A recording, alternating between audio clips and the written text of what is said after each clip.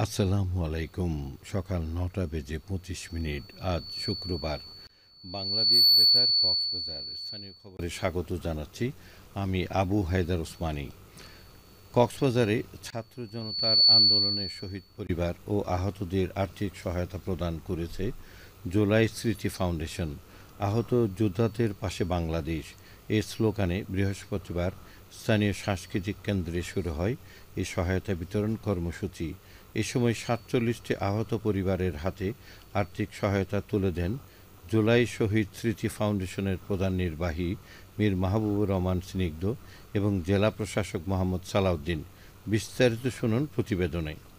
২০২৪-এর জুলাই-আগস্ট ছাত্র জনতার আন্দোলন। স্বৈরাচার সরকারের পতনের এই আন্দোলনে শহীদ ও আহত ব্যক্তিদের পরিবারে সহায়তার হাত বাড়িয়ে দিয়েছে জুলাই শহীদ স্মৃতি ফাউন্ডেশন। এর অংশ হিসেবে কক্সবাজারের শহীদ নুরুল আমিনের পরিবারকে ৫ লাখ টাকা এবং আহত ৪৭ জনকে ১ লাখ টাকা করে সহায়তা প্রদান করেছে প্রতিষ্ঠানটি। জেলা প্রশাসনের সহযোগিতায় বৃহস্পতিবার স্থানীয় সাংস্কৃতিক কেন্দ্রে শুরু হয় এই সহায়তা বিতরণ কর্মসূচি।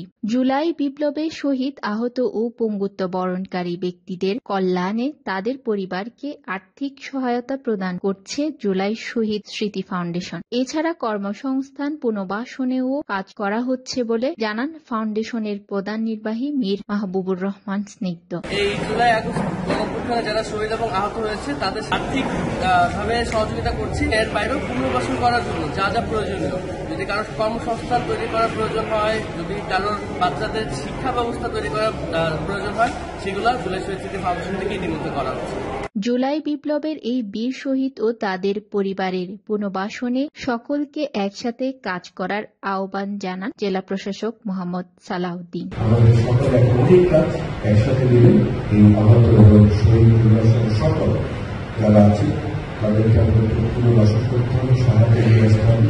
এদিকে সহায়তা পেয়ে আনন্দে আপ্লুত আহতরা। এই সহায়তা চিকিৎসা সুবিধায় কাজে লাগবে। পাশাপাশি জুলাই স্মৃতি ফাউন্ডেশন সব সময় তাদের পাশে থাকবে বলে আশা তাদের। বিএসটিআই কক্সবাজার ও সদর উপজেলা প্রশাসনের সমন্বয়ে ভ্রাম্যমাণ আদালত পরিচালনা করা হয়েছে।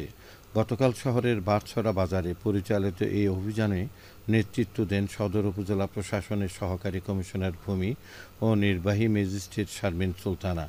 অভিযানকালে ওজন যন্ত্রের ভেরিফিকেশন সনদ না থাকায় বাজারের 4টি দোকান মালিককে 8,500 টাকা জরিমানা করা হয়।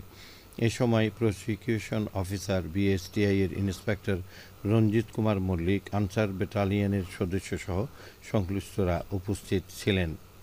পবিত্র রমজান মাস উপলক্ষে সমুদ্র শহর কক্সবাজার এখন পর্যটক শূন্য। সৈকতের চারিদিকে এখন বিরাজ করছে শুনশান নীরবতা। সৈকতের সুগন্ধা, লাবণী, সিগাল ও কলাতলি পয়েন্ট সহ বিভিন্ন বিনোদন স্পটেও রয়েছে এখন নীরব নিস্তব্ধতা। শামুক, ঝিনুক সহ সব দোকানপাটও প্রায় বন্ধ। এদিকে হোটেল ব্যবসায়ীরা বলছেন, অতিরিক্ত খরচের কারণে বছরের অন্য সময় আসতে না পারলেও রোজার সময় কিছু সংখ্যক পর্যটক কক্সবাজার ভ্রমণে আসেন। বিষয়টি বিবেচনায় রেখে রমজান মাস জুড়ে শহরের প্রায় হোটেল মোটেলে বিশেষ ছাড় দেওয়া শুরু হয়েছে। তবে বিকেলের দিকে রেস্তোরাঁগুলোয় ইফতার সামগ্রীর পসরা বসতে দেখা যায়। হোটেল গেস্ট হাউস মালিক সমিতির সভাপতি আবুল কাশেম শিকদার বলেন, রমজানে পর্যটক টানতে হোটেল মোটেল রিসোর্টে বিশেষ ছাড় দেওয়া চলছে, তবে এই মুহূর্ত পর্যটক শূন্য। অপরদিকে ট্যুরিস্ট পুলিশের অতিরিক্ত ডিআইজি আপেল মাহমুদ বলেন, রমজানে সাধারণত কম সংখ্যক পর্যটক আসলেও তাদের নিরাপত্তায় ট্যুরিস্ট পুলিশ সবসময় তৎপর রয়েছে। মহেশখালী উপজেলার কুতুবজম ইউনিয়ন পরিষদের কার্যক্রমকে আরও গতিশীল করার লক্ষ্যে এক মত বিনিময় সভা অনুষ্ঠিত হয়েছে। গতকাল ইউনিয়ন পরিষদ মিলনায়তনে এই সভা অনুষ্ঠিত হয়। এতে সভাপতিত্ব করেন চেয়ারম্যান অ্যাডভোকেট মোহাম্মদ শেখ কামাল।